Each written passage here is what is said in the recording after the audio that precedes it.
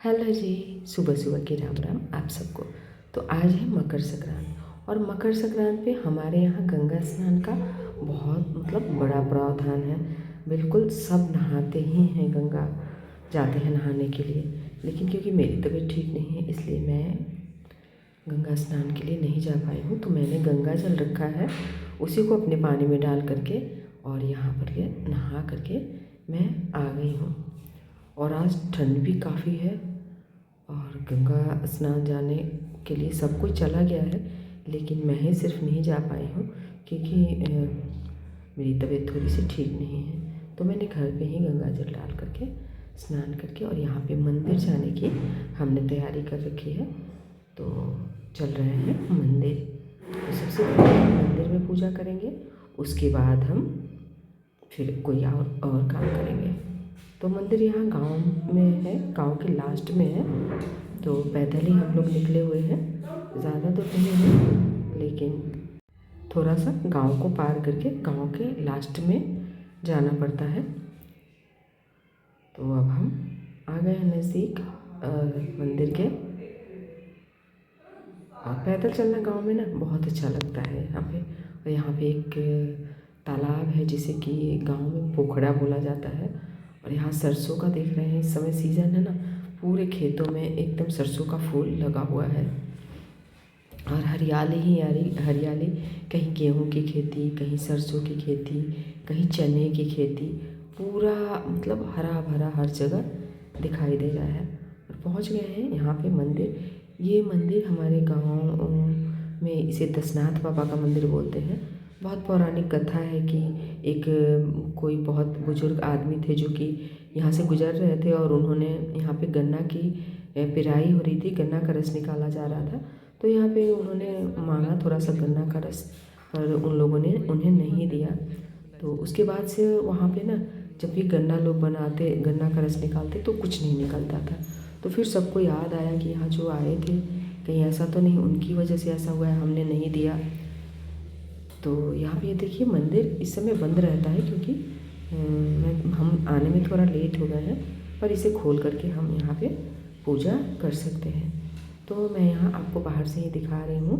अंदर कहीं भी मंदिर में जाना बहुत ज़्यादा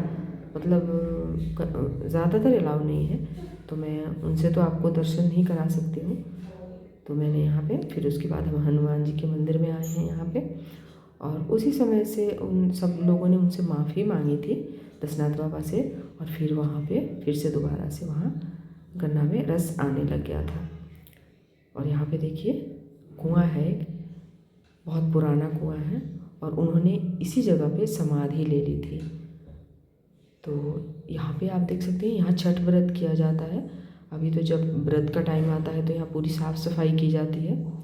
तो इसलिए अभी यहाँ पे थोड़ा जंगल सा हो गया है।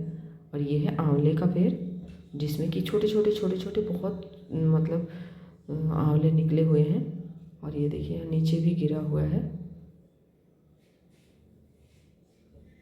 और यहाँ चारों तरफ से आप देख सकते हैं पेड़ पौधे, कुछ फ्रूट के पेड़ लगे हुए हैं, केले वगैरह का पेड़, फूल वगैरह लगे हुए हैं। तो सीज़न के हिसाब से यहाँ देखभाल करते हैं लोग। और यहाँ पे इनकी साफ़ सफाई देखभाल के लिए भी लोग यहाँ पे हमेशा ही रहते हैं। और यहाँ ये मान्यता है कि जो भी दिल से जो कुछ भी कहता है वो यहाँ पे पूरी हो जाती है। तो उनकी बहुत ही महानता इस गांव में मानी जाती है। चलिए यहाँ से निकलते हैं। और वहाँ से मैं थोड़ा सा ना फूल वगैरह और कुछ पौधे लेकर के आई थी, यहाँ मैंने लगा दिया है। ये कड़ी पत्ता का पेड़ है और कुछ फूल ले आई थी, मैंने पानी वगैरह डाल दिया है लगने के लिए। और यहाँ पे मैं अब घर पर भी पूजा कर लेती हूँ, दीप वगैरह दिखा लेती हूँ। और हमारे यहाँ मकर संक्रांत के दिन तिल, लाई, इन सब चीज़ों की बहुत ही ज़्यादा मान्यता है। घर में ही तिल बनाई जाती है, तिलकुट, और घर में ही लाई बनाई जाती है, मुरमुरे की लाई, पोहे की लाई, बहुत तरह की पहले तो बनाई जाती थी। अब तो लोग ज़्यादातर रेडीमेड ही पसंद करते हैं और ख़रीद करके लाते हैं, लेकिन पहले घर में बहुत ज़्यादा क्वांटिटी में बनाई जाती थी और बांटा भी जाता था, ब्राह्मणों को भोजन भी कराया जाता था।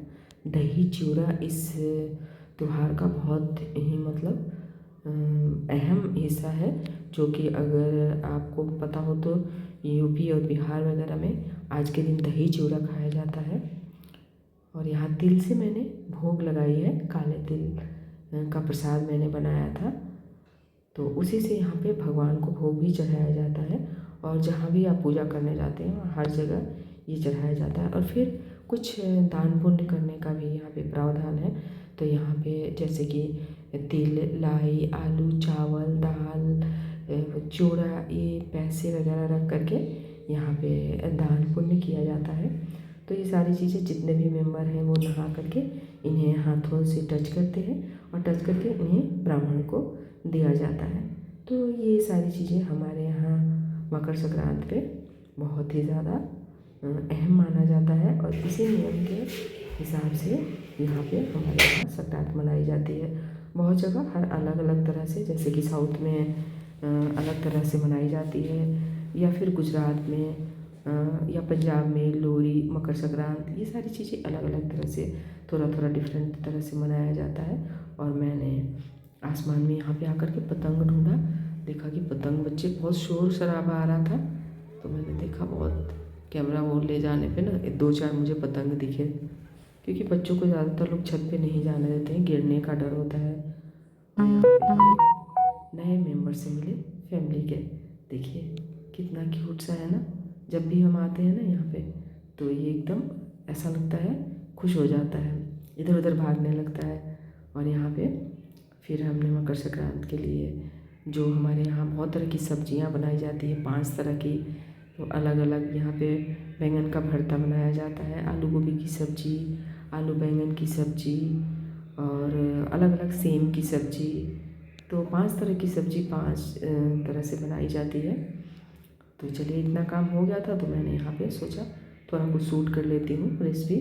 तो यहाँ पे मैंने गाजर लिया है और गाजर को धो करके काट लिया है और इसे पीस लिया है।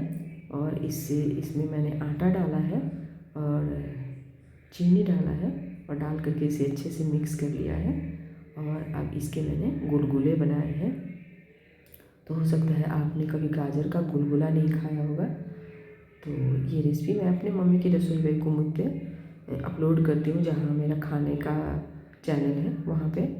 तो बहुत अच्छी बनी थी, इसमें बिल्कुल गाजर का पता ही नहीं चल रहा था, गाजर की स्मेल वगैरह नहीं आ रही थी। या फिर हमने थोड़ा सा आग जलाया था, और खिचड़ी शाम को बनता है तो उसके लिए टमाटर हमने निकाला, तो लेकर के भाग कर आ गए हैं। यहाँ हमने खिचड़ी बनाई है और 5 तरह की सब्जी, आलू गोभी की, आलू मटर की, कद्दू की, लौकी की चटनी और बैंगन का भरता। तो हमने अपना मकर संक्रांति इस तरह मनाया। आपने कैसे मनाया आप मुझे ज़रूर बताइएगा। तो चलिए फिर मिलेंगे अगले ब्लॉग में, तब तक के लिए जय राम जी की।